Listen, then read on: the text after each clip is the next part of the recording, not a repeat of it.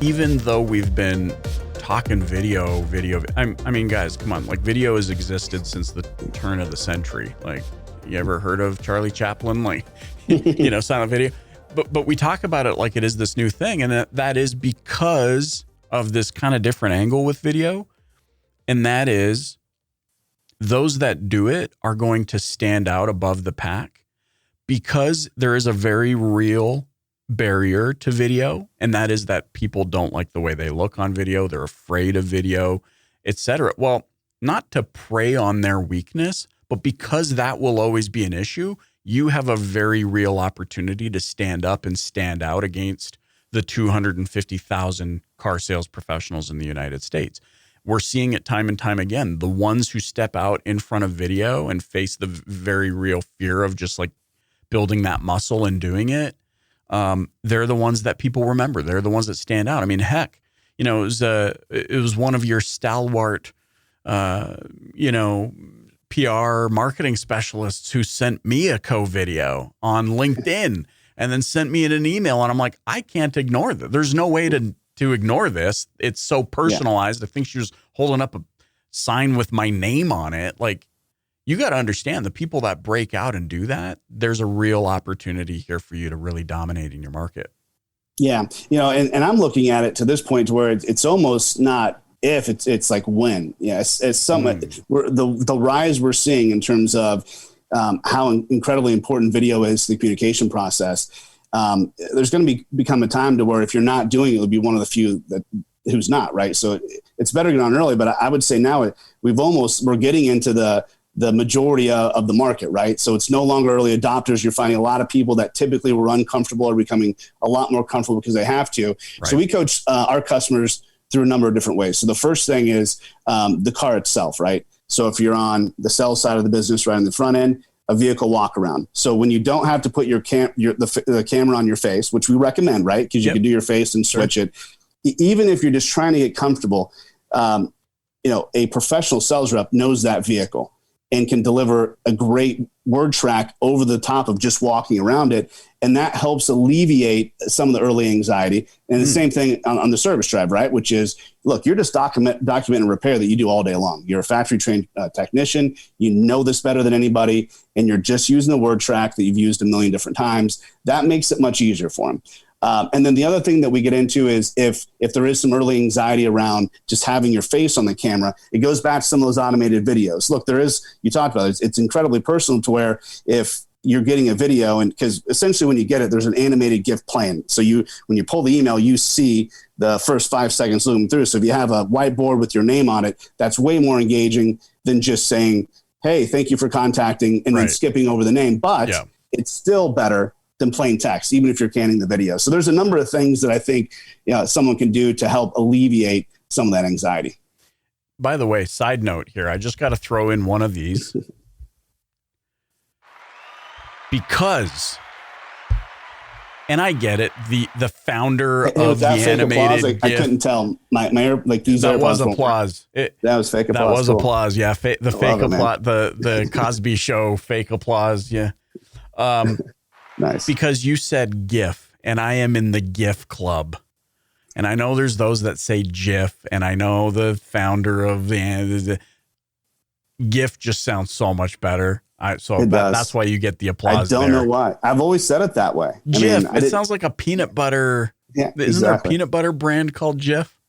We actually have a social media video where we went and interviewed our entire team, and it's contentious, right? It's a big deal, but yeah. What did you find? Was it like a 50-50? Yeah, it would have been awkward if you were the GIF guy, because then we'd have 5 minutes of pissing around with that and everyone would be dropping off. You would have got one of these. Let's see. What do I have here? No. There. That's awesome. I'm such a nerd. Oh my gosh. I love what you're saying though, like just about alleviating kind of that early anxiety about getting on video.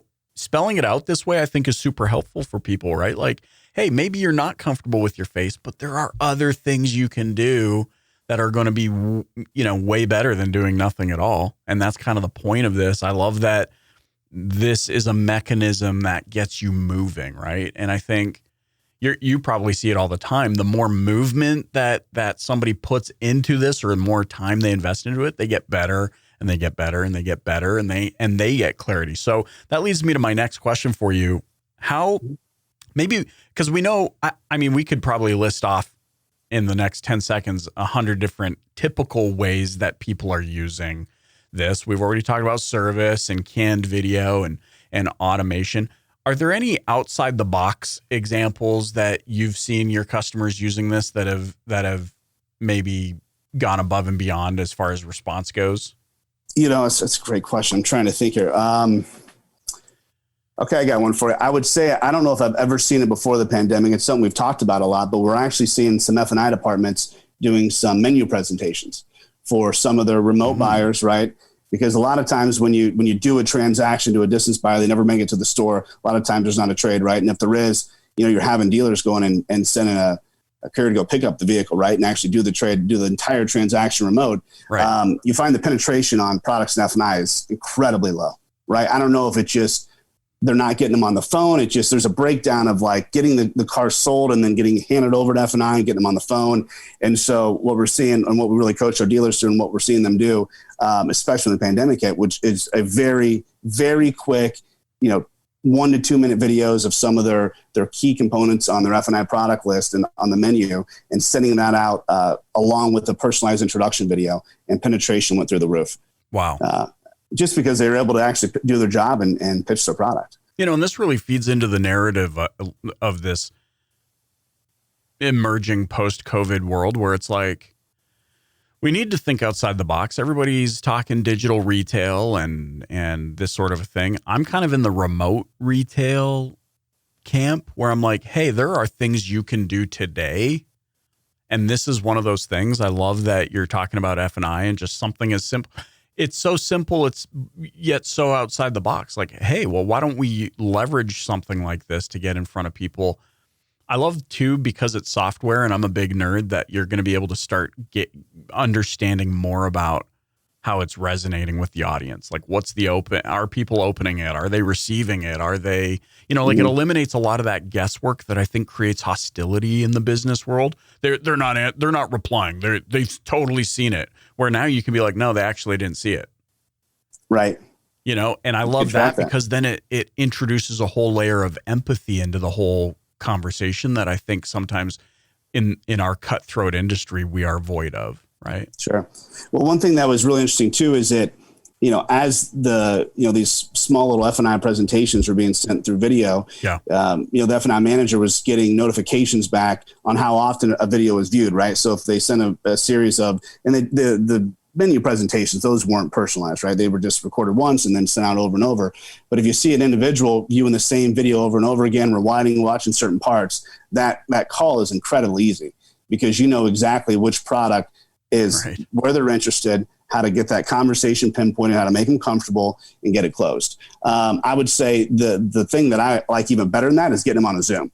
I've heard some of our customers have done it well. Others haven't as much. I don't know if there's just a disconnect on getting it set up or getting the customer actually join it. I think if you can get them live on video, there's an incredible power to that.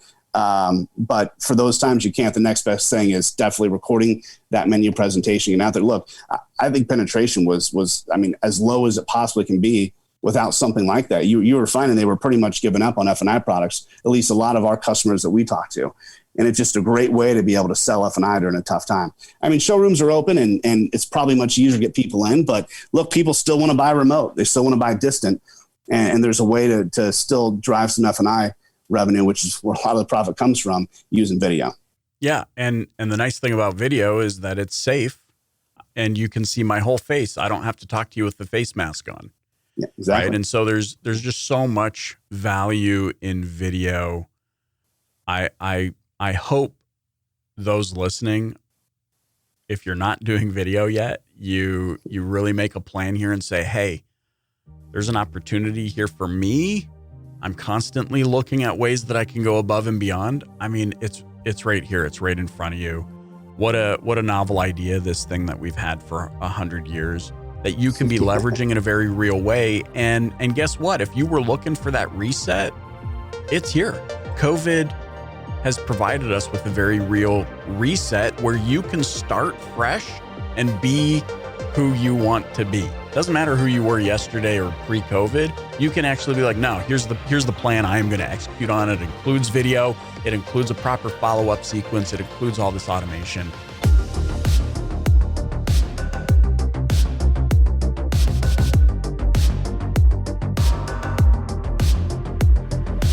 I'm Michael Cirillo, and you've been listening to the Dealer Playbook Podcast.